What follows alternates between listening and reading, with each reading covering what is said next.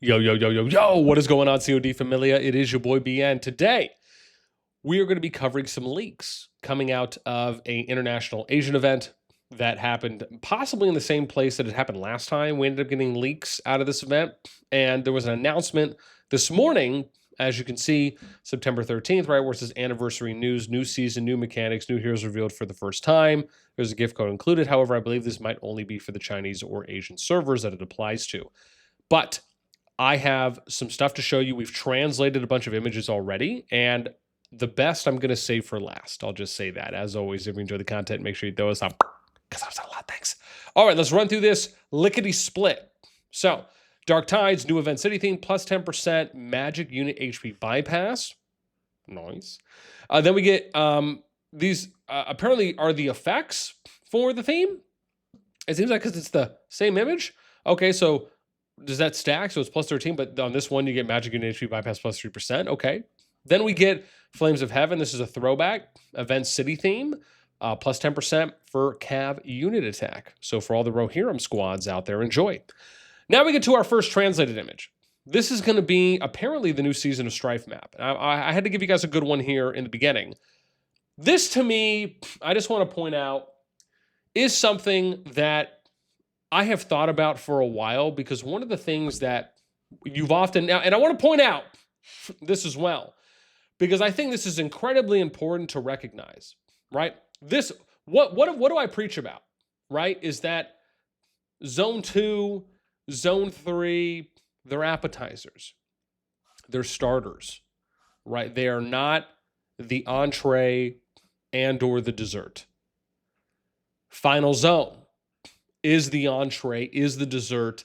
That is the thing that everyone craves and or should crave the most. Doesn't mean that the other zones are not worth watching or not worth fighting in, not at all. But in the final zone, as we always and usually say, you have the opportunity for up to all of the kingdoms, all the alliances, and all the players participating in the KVK to fight it out. I want to point out that I've been preaching this for a very long time. This is the first map design that I've seen that confirms and agrees with that mindset. And again, I understand that I see people that will comment or will talk about, that, give it up on the final zone, boss. It's, hearing the same thing over and over, right? It's not that important. We'll get all our fighting in Zone 2 and Zone 3. This isn't to say that everyone says that, but I do see some people that do. And the point here is that you wouldn't see a map design like this unless they also agreed with a similar mindset, even if their approach might be different from how I convey it. But am I excited to see something different? Absolutely. I think anyone would be. When I look at this, what do I see? Okay, well, I see the possibility of basically a 3v3 map, but fairly distributed in the sense of that it's a 2-on-1 here, right? So it's 2 blue, a red here.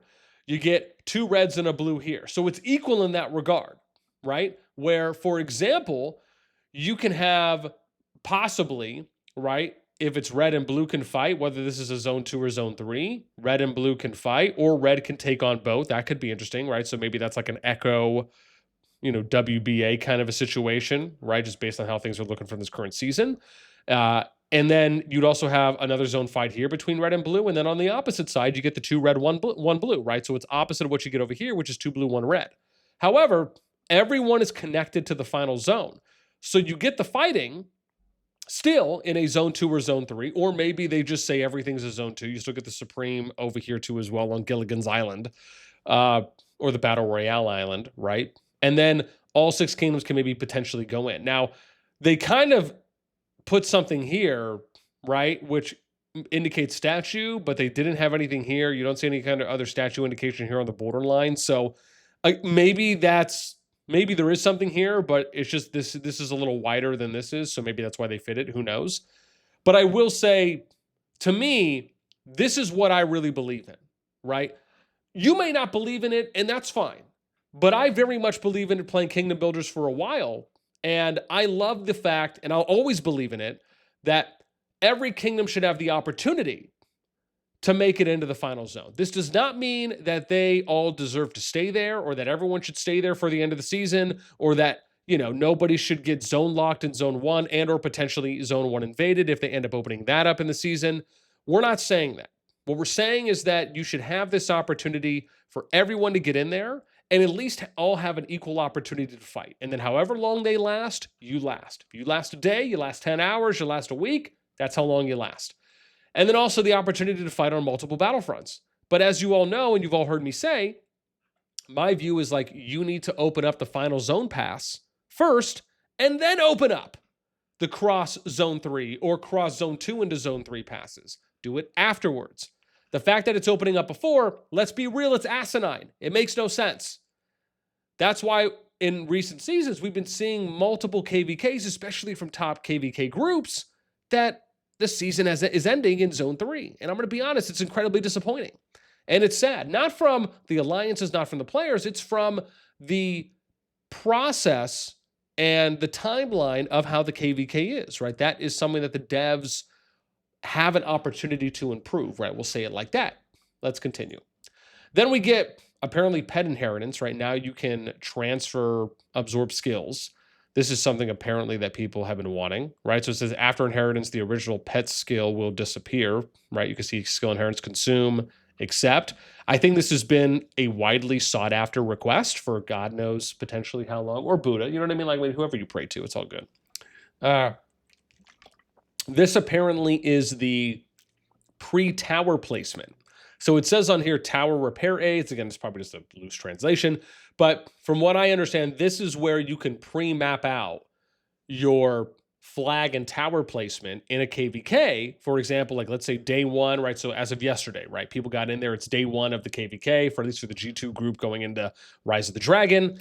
You can have who's ever doing your territory start pre-planning and basically pre-placing towers down, which are kind of like little shadows from what I understand, or from what it may be. And then basically when the next flag's ready to go, right? However that ends up working. But it lets you kind of pre-build where it doesn't affect your existing path in that moment. It lets you kind of pre-plan ahead. So you can basically flag, I don't know if it'll let you flag throughout a zone, and it's limited because you have to be able to access the pass, and then you can start flagging and in the next zone once the pass is open and you've captured it.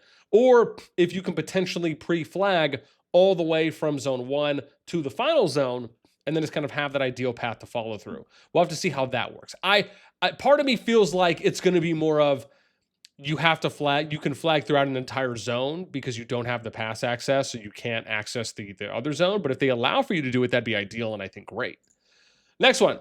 Apparently, there's going to be some kind of, I believe this is Roots of War, because it says out of 30, and you could see the teams and you could see the players here. And I guess this is going to let you set up friendly matches. So maybe you'll be able, I guess this is kind of like a custom match thing where you can ask teams if you want to like do matches. Now, I want to point something out. This to me is awesome because this is something where I would love to live stream matches from top teams. Again, cast matches. I know I've mentioned before, Guns and I have talked about co-casting. This would be something awesome where we can get top teams together, or any top teams, right, that are interested in doing matches. And even if the time that you can do them is more flexible, so you have more of an opportunity to choose when you're going to do the match, whether that's, starting up the friendly match or the custom lobby at any time, and then once everyone joins and your captain selects go and your other team captain selects go, then the match starts. That could be really cool. I hope you can have spectators in here because that would be an awesome way to kind of show off friendly matches. Again, even if there's teams that what if there's teams that are talking trash to each other and they want to fight before like the next row league? I mean, dude, I like this idea. I think it opens up Roots of War a lot more, and especially to kind of show that off. So I'm excited for this. And if you're a team out there and you would want to utilize something like this, like let me know, because again, I would love to show those even if it's on a delay, right? because I don't know if these matches would be I don't know if they would do like a VOD like they would for Row League. I assume probably not. But being able to stream the matches on a delay would be cool. Or better yet, recording the match, and then maybe doing like a live cast of the match after the match is finished or something like that, as not to allow any kind of stream sniping or whatnot during. I mean, there's ways to work around it, but I like this idea. I think this is a great step in the right direction for where they can take Roots of War, and hopefully they'll do more with it. Right, some spectator casting tools and whatnot would be dope. Yeah. Anyways, next one. Now, this is interesting to me because when I look at this, the first thing I think of is, okay, they're basically, it's almost like the Infinity Stones, right? Like, it's like, okay, the artifact is the gauntlet. And then now you have to go and add more stones on to enhance the artifact. That's kind of what it looks like to me, where you're now having to do more on the artifact. Again, I'm gonna be frank. It screams pay to win to me, right? And again, I don't know if you get that vibe. That's the vibe I'm getting.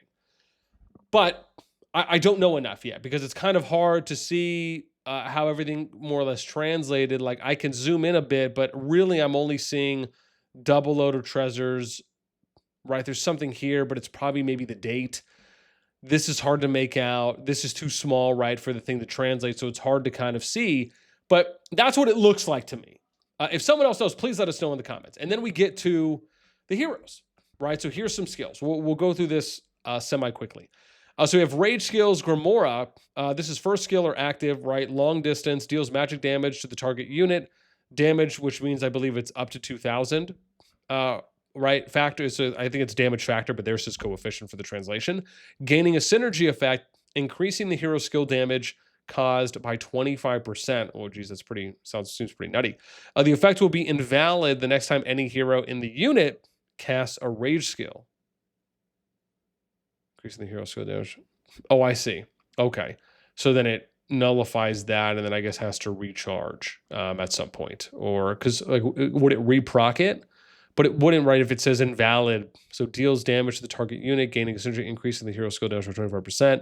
So, okay, the effect will be invalid the next time any hero in the unit casts a rage skill. Okay. Oh, I see. So it would reproc, but only from this one. But if the secondary hero casts a rage skill, then it invalidates the 25%. I guess that's how I would understand that. Okay, passive skills. When garrisoning cities and strongholds, magic damage is dealt to 3 enemy troops around the troops led every 10 seconds. Oh, so this is like an anti-swarm approach or skill. Damage factor 500. Damage decreases with multiple targets. Okay, makes sense. Interesting. I part of me wonders if, I mean, this is my thing. Like, if swarming is always going to be a constant thing, then yeah. But I guess if you're not necessarily going to, I guess you kind of have to pick and choose when to use the hero at that point, right? Because my whole thing is like, well, what if no one ever swarms legions again, or rallied armies again, and it's kind of moot at that point. But I guess a time and place, like with anything, right? Third skill. Okay, passive skills. The troops you lead ignore 20% of the enemy's defense and increase their defense by, ooh, wow. Geez. So it's an ignore. Oh, geez, okay. This seems pretty good to me. Okay, increases hero skill damage by 15%. Each time magic. So you got hero skill damage plus 25, and then you get plus 15. So now you're at plus 40. Each time magic skill damage is dealt, there is a 50% chance that the magic attack power of the troops led by them will be increased by 5% for the next 5 seconds up to about, wow, so now you can get a 5 layers.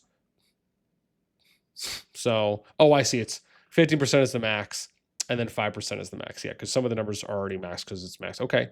I mean, this is pretty good. And then last one is, it's an awakening. So it's for flesh rupture, which is rage. Okay, I don't know which one flesh rupture is. Rhythm skills. It may not say. Okay. It's probably the primary. Yeah, it looks like it is. Okay. So it's, I see. So 2,000 is the max, basically, is what it is. Okay, so that just shows. All right, next hero is going to be primary we have here is passive, so it's not an active. When launching a normal attack, it deals magic damage 300, so that's going to be the max, right? Damage factor with decreasing damage for multiple targets to the target unit and 2 to 3 random nearby enemy units. This effect can only be triggered once every 2 seconds. Okay, so it's basically kind of like an AoE passive. All right. When in the wild, for every additional enemy unit hit by the skill Destiny Prophecy, there is a 50% chance that the defense of the unit under your command will be increased by 10% for the next 4 seconds, up to 3 layers. Wow. Okay. So you're basically getting like a buff. It's almost kind of like a vampirism, but instead of health, it's increasing defense. Okay. Not bad. Increases the hero skill damage. What do we have? Hero skill damage of the troops led by 20% and their health by 15%. Wow. Okay. I mean, this seems like pretty glassy cannon-ish, if you feels me, dog. Okay. What do we have? Passive Doomed. When the skill Destiny Prophecy deals damage, there is a 50% chance to deal an additional magic damage, 125 times maximum temporary buff stacks, and a damage factor of 625. This effect can only be triggered once every 5 seconds. So it's 125 maximum temporary buff stacks. Oh, of Destiny Prophecy. So, I see, because you get up to 5, right? So it'd be, okay, 625. Okay, that makes sense. So it's telling you what the max would be. Okay. Okay, but still, I mean, it's not bad. Another passive. Okay, we got gain a hexagram mark every 30 seconds during combat, which lasts for 10 seconds. While possessing the hexagram mark, the magic attack power of the troops led by you increases by 15%. The number of targets for the skill Destiny Prophecy is fixed to 3, and the triggering probability of the skills Auspicious Star Protection and Inescapable is fixed to 100%. Oh. Okay, so increased by 15%. Okay, so just a lot of magic percentage increase. Okay. All right, you guys let me know. I mean, they seem pretty good on paper. Okay, this one, I didn't understand this, right? This to me makes it look like, is this just your merit report from like what you did in the field and just kind of giving you a breakdown like post, like once you finish or once you recall back to your city? It's kind of how it looks to me, but I don't know. Right, so I obviously a little more context would be great. Now, this one appears to be more artifacts that are coming out, whether they are, right? So we have a samurai ring, right? Loose translation, druid's crown. This looks like holy something. Holy Amb of the Sea emblem. Maybe it's holy emblem of the sea or something. Okay.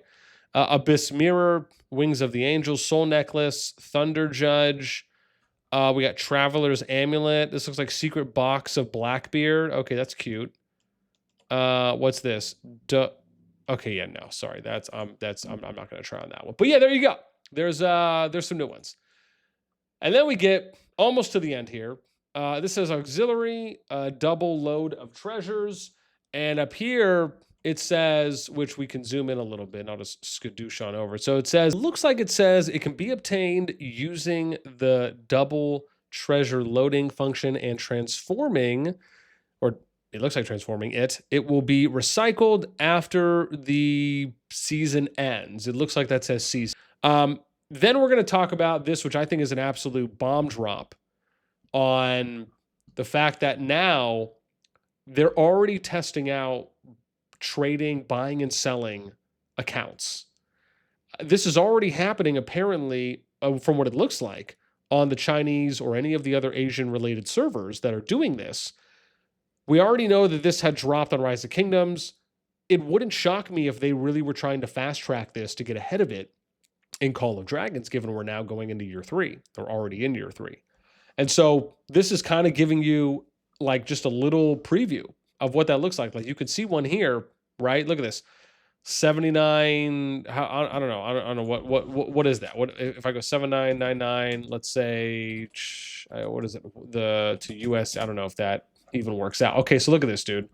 So just to give you an idea, this account right here, It says 3 peak T5 flying lunge rider, which again, loose translation, right? It's 174 million power account. They got 1.15 billion kills. They're SVIP 16. They got 23 awakened legendaries, 39 legendary treasures, 17 rares.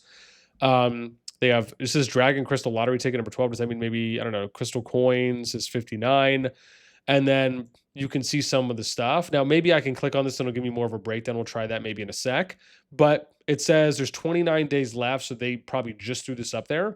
This is going for, again, if this is the Chinese yuan, and this is 79,999, that loosely translates to $11,237 in USD currency. Right now, if I click, I don't know if I can click on this. Oh, I can. So if I click on this, you can see now it says place the order, right? Where you can kind of go through. Oh, here we go. So it gives you a little bit more of a breakdown, right? Of the treasures, the pets that they have. It'll tell you, here you go, total kills. Oh, here we go. Wow, look, dude, look at this. This is nuts. It gives, dude, this is wild to me. This will give you a T1 through T5 kill breakdown, but we don't have one in game. Ridiculous. I'm just going to say that, man. Like that, again, I hope that they add this in. And I understand this is on the Chinese server. It's not on the US or the NA or the international, if that's the case. But still, it would be awesome if they would just add that in and make that publicly viewable for T1 through T5 kills, do the same thing for deaths, the same thing for heals, and then do the same thing for merits. And then add back in honor points. Like it would be great. But basically you can go on here and you can see a breakdown of all their heroes, of the skill level, of the skills they have. Look at treasures, what level they have those at. Look at their pets, number of pet skill slots that they have. I don't know if you can like do, oh, look at that, dude. You can even click and see what skills they have. I mean, it's pretty cool. Like they're really just giving you a full breakdown. It looks like it even shows you all the skins that they have. You can look at their force. So how many troops do they have of each type? Props. So I can look at their resources that they have. I mean, that's pretty nuts, man. I mean, but again, it's a full breakdown that you can see of an account and they're already showing it to you here. So I'm just saying, look, you can even see how many speed ups they have. It looks like potentially of each, if that's the case, how many gems they currently have. I mean, like it's a pretty nice breakdown. Now, again, I'm not saying that I should be able to see how many resources a player has currently in game, but at least it would be nice to see some of these other things in game, right? So yeah, anyways, and the last thing we're going to show you is this, which to me is absolutely the most important one, and it comes down to upcoming features and changes. So we have the new map in Behemoth, right? So the Alliance portal is added, plus double artifacts for both heroes. Now, this is nuts. Alliance portal added.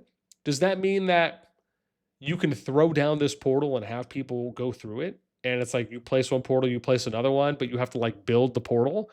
That would maybe be interesting, where you could build a portal and then you can send troops through it, and then your enemies can destroy the portal. Like, again, that would just be interesting. Like, I'm not saying maybe add it permanently, but would you add it to like test out a season? Okay. I'm not like against that in a sense. Okay, so, and then the other thing that I think is wild is double artifacts. Now, let's be honest.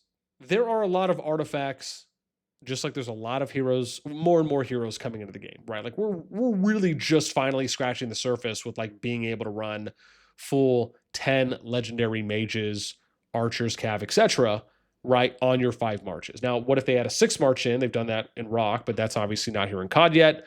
But with the double artifacts, I mean, let's be real, man. The way I view double artifacts is the same way I view double city theme skins being able to be applied.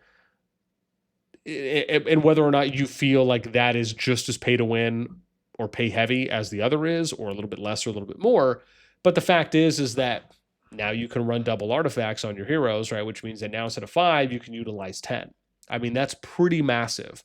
Now, we don't know if that's going to be a permanent change or if it's just going to apply to that season of Strife. Obviously those things would be nice to know. It's still a little bit early. I'm sure we'll probably get a little bit more of a detailed announcement later on when we get those patch notes coming out in September, at least on the international/NA side. But, I mean, let's just call it how we see it. Now, I wouldn't be as hesitant if, for example, free-to-play players were able to acquire up to every single legendary artifact. And not only that, the exemplars as well, and doing it in somewhat of a timely manner, right? And that's and really the best way to do this, and this is actually one of the things that I want to try out, is I'm actually going to reach out to the free-to-play players, like the top free-to-play players, and I want to ask them, how many maxed out legendary artifacts do you have for how long you've been playing? How many maxed out exemplars do you have for how long you've been playing? And then compare that to like just maybe some players that are over 100 mil, or maybe some people over 200, so you can like see the different tiers, like go like 100, 200, 300 mil, and just kind of see the different tiers for, and then like look at, okay, well, how long have you been playing, right, versus how long the free to plays, just so people can get like a timeline estimate on how long it takes. Because to me, these are like the most important questions to ask. It's not to say that free to play should ever be able to get as much as someone who spends as quickly as they do, but the access to everything should always be universal across every single player in the game. The only difference is that it should just take free to play a little bit longer. But there's a big difference between a little bit longer and a millennium away from now. And that is kind of what it feels like it is and has been for the free to play in a number of kingdom builders that I've played in. And again, I obviously would love to hear what you guys think on that. The next one, warband join. Same camp players can now join a warband near the end of the season and share end of season rewards. This has been a pretty wide requested thing. And this was the way that the game was in the beginning before home kingdoms were basically introduced / reintroduced, however you want to view that, where you could actually join any alliance from any kingdom in a KVK.